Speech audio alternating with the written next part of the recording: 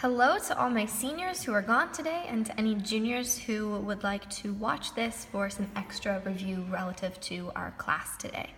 So what this is a little bit of an aside from our equations work to check in on how you graph those equations. So we're going to be taking our kinematics equations that we've learned and then connecting them over to how they look in a graph and how you can use that graph to determine some key information. So let's just jump right in. We have our first problem. A car is driving down the road at 14 meters per second when it hits the brakes and slows to a stop in 3.5 seconds. It then does a U-turn, which means it turns around, and it accelerates back in the direction it came from. So the first thing we're going to do is sketch a picture showing what is happening. So let's say we define the positive direction this way.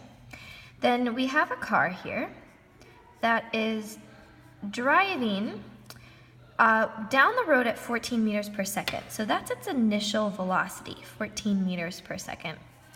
And it's going to hit the brakes and slow down to a stop. So we see it go this way. And during this time, it is slowing down. And then when it comes to a stop over here, so we're going to have a velocity of 0 meters per second, it's then going to turn around and go back in the direction that it came from. So this is that stop with a time of 3.5 seconds. And then we've got this direction, it's now speeding up back in the direction it came from. So we've got this nice picture, car coming, slowing down, turning around, and speeding back up. So when we come down here to solve what is the car's acceleration during the time it's braking, if we assume constant acceleration, we're going to follow our process that we've been doing up until this point for solving our problems. So you've got your picture. Now we need a chart of what we know and what we don't know. So we know that it starts out at a speed of 14 meters per second. We know that it's coming to a stop, so that means that final speed is 0 meters per second. We know it's going to take a time of 3.5 seconds, and we want acceleration. Since we're dealing with constant acceleration, we can use our kinematics formulas. That's that concept here. And we're just going to go check our list and look for the one that uses these letters. And it ends up being this one right here. Now remember that every time we want to solve for a letter that's not by itself, we need to rearrange before we plug in any of the numbers. So what I'm going to do is subtract that V0 and then divide both sides by A. So I end up, divide both sides by T. I'm solving for A here. So I'm going to end up with this as my expression. And what this allows us to do is say, okay, how would the acceleration change if maybe instead of 3.5 seconds, it took 7 seconds, so it took twice as long? Or what if instead of starting at V0, it was starting, at 28, so 2 times our initial velocity? So we could play with that a little bit. Then we'd plug in our numbers. Because it is 0, there's our 0 minus 14 divided by 3.5, you're going to end up with an acceleration of minus 4 meters per second. And that should make sense because we have a positive velocity and we're slowing down, so the sign of our velocity and the sign of our acceleration should be opposite. Then we come to here. How far does the car travel during this braking time? Well, we're going to set up another chart of what we know and what we want. This time we are looking for how far. So how far means x minus x naught. It's like the displacement. What is the travel distance, your x minus your x naught? Typically when we do this, we tend to say, okay, what I want is x, and I'm going to define my start as 0 meters. But maybe you would be given a problem, and we're actually going to have that in a future one, where the initial position is not 0. Maybe it starts out at 20 meters already. And then when you find this x, maybe you find that it's 50 meters, but how far it traveled would be 50 minus that 20. So it'd be 30 meters for the far. So far is really that, but oftentimes we write it like this because we get to choose where we start our initial position in this problem. The other things we know are all the things we knew up here. We knew it started at a speed of 14 meters per second. We knew it's coming to a stop.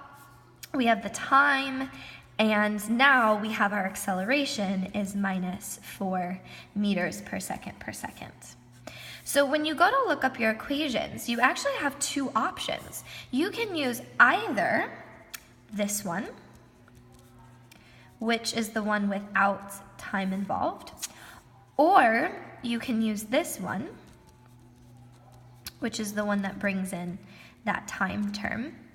And either one should give you exactly the same answer.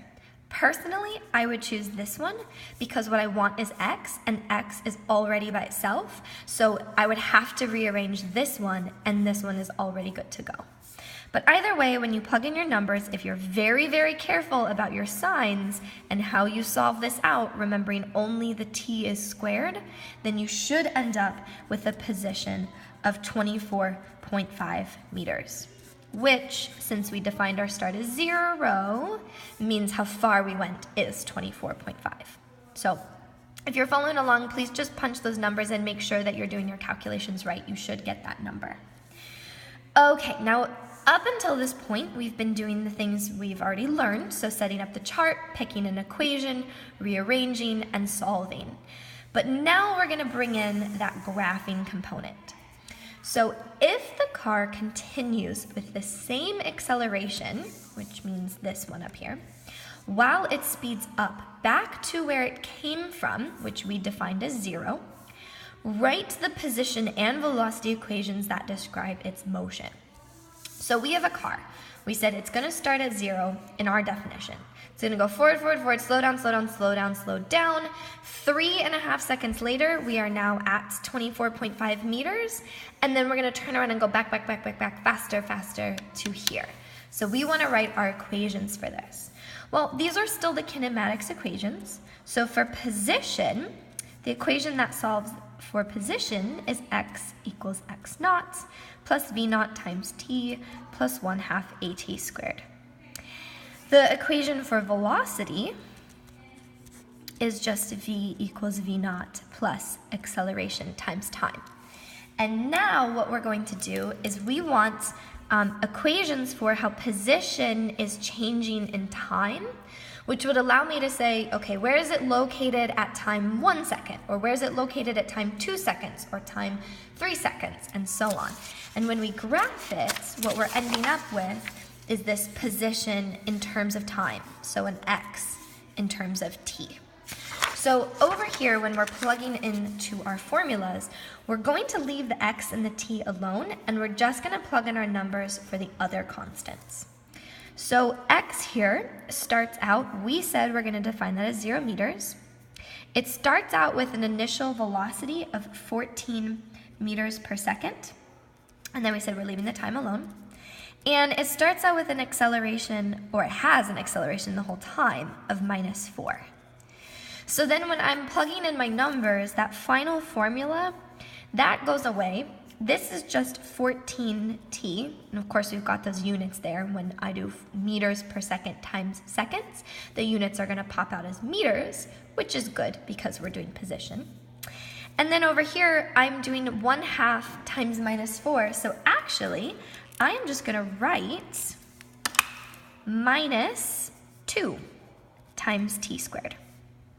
And again, this is meters per second, so t squared is going to give me a seconds squared, which causes this whole term to end up just being meters, which, like this, gives us position.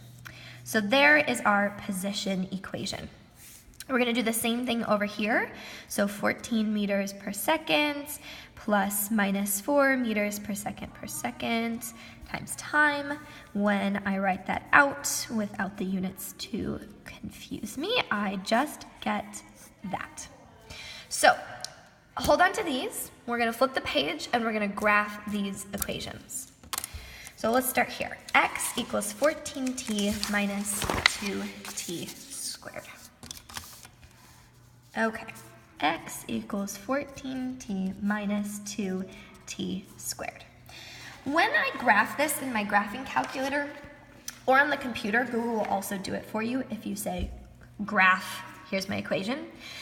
Graphing calculators in the computer tend to like it written as y equals x. So our y-axis here is the x, so we're just going to substitute that in. And our x-axis here is the t, so we're going to write this like that. And yes, it's a little annoying because there's an x and an x here, but this is just to get our graphing calculator or the internet to give us the correct graph. So when you graph this, and I would encourage you to actually graph this if you're following along, like punch that into your calculator or type this into Google.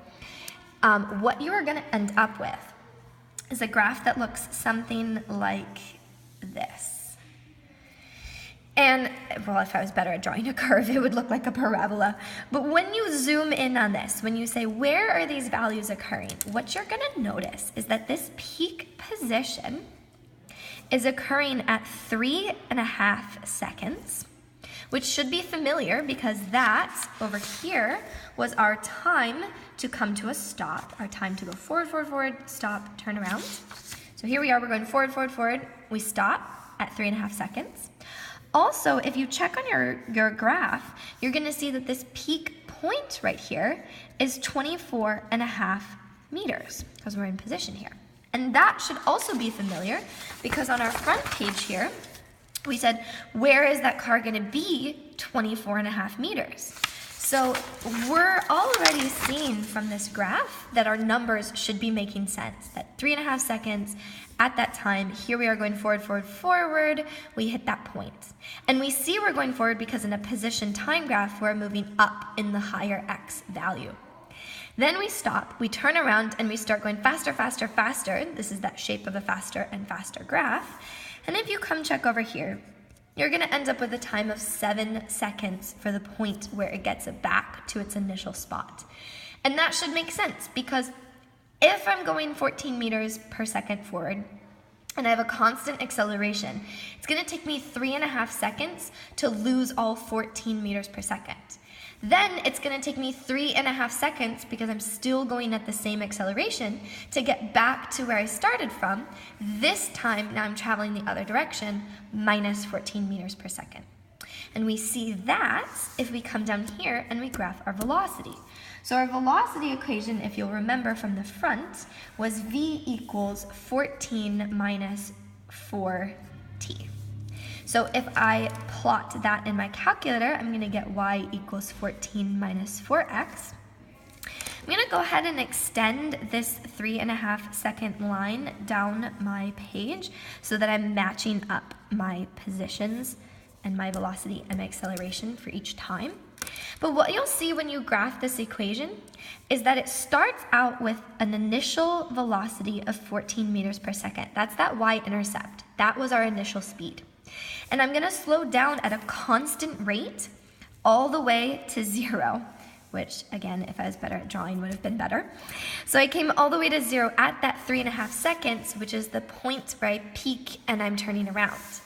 Then because I'm now going backwards, I've turned around, I'm going backwards, this line is just going to continue with the same constant slope.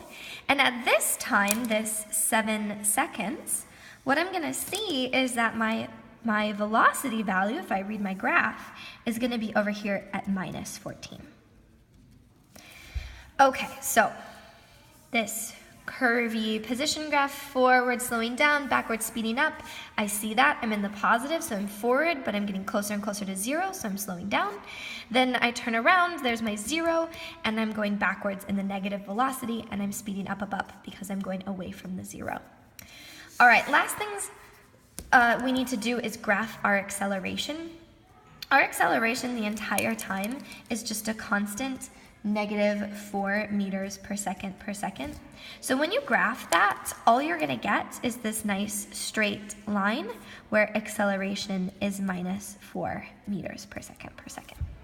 And that is true for the entire motion because this has a constant negative slope, so we have a constant negative acceleration. It's telling you that every second you are losing 4 meters per second. Well, actually, scratch that. Every second you are gaining negative 4 meters per second of velocity. So when you start positive and you gain negative, you're going to decrease. But when you're in the negative section and you're gaining a negative, you're going to increase more and more negative. So gaining negative 4 meters per second every second looks like that. And that matches with this. And you could also actually check this with the lab that we did with the car going up the track. We pushed the car up the track and then it stopped and it went back down. This is that graph. Here's the car going up the track, stops, comes back down. You will see that your velocity graph and your acceleration graph look similar. Constant negative, constant negative slope, constant negative there. Okay, so that's the gist of what's going on here. There are 2 last things I want to point out, which is connecting not the slope down to this, but going area up, which we talked briefly about in class. But if you are feeling comfortable, you can watch this and then try the rest of the problems yourself. Okay, so let's calculate this area first. If I were to calculate the area under this curve, taking this curved piece here, and I'm just going to solve all the way down to that axis, what is that area? So my area here, this is a triangle, is going to be 1/2 base times height. So my base is 3.5 seconds, because it goes from 0 up to 3.5. And my height is 0 up to 14, so 14 meters per second. What I notice right away is that these seconds are going to cancel, and I'm going to be left with meters for my unit. Then when I punch this into my calculator, or if I'm good at mental math, I'm going to get a value of 24.5 meters. So what this number tells you is that how far you went from your initial position. So this represents how far you went from x naught, the initial position. So for us, since we started with an x naught of 0, we went 24.5 meters forward. At that 3.5 second time, we are now at that position. But if we instead had said, let's start at 10 meters for our initial, then going 24.5 forward would look like this, and we'd be up here at 34.5, saying that's how far we went forward. So the area under a velocity time curve represents that distance traveled. Similarly, if I came down here and I said, what is the area here? So I'm only carrying up until that 3.5 seconds for now. That's what I'm doing. What I get here is, well, this is just a rectangle. So I'm doing 3.5 seconds times, and in this case, it's minus 4 meters per second. And what I'll see is that my units, seconds times meters per second, one of the seconds will cancel out, and I'll be left with units of meters per second. And if I calculate this out, I get minus 14 meters per second.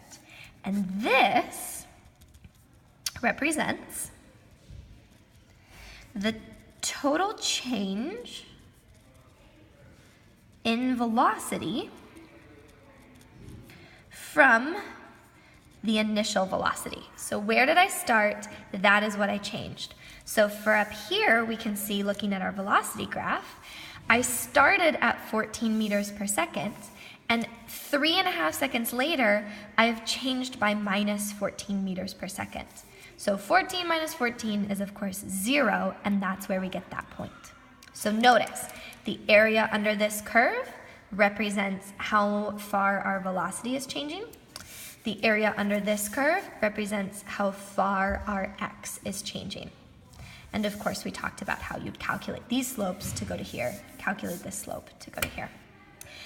Wonderful. Well, thank you so much for paying attention. I know that was a lot, especially for those of you who had a nice, relaxing day at Regis College, but please do give this a watch so you can think about how we connect our graphing, our kinematics equations with the graphs. So if you have any questions, let me know. There are 2 more problems in here that start at different locations, have different initial velocities. I'm asking you to graph them. You are welcome to give them a try and then check with the answer key, which I will post on Google Classroom. All right, my dears, I will see you later.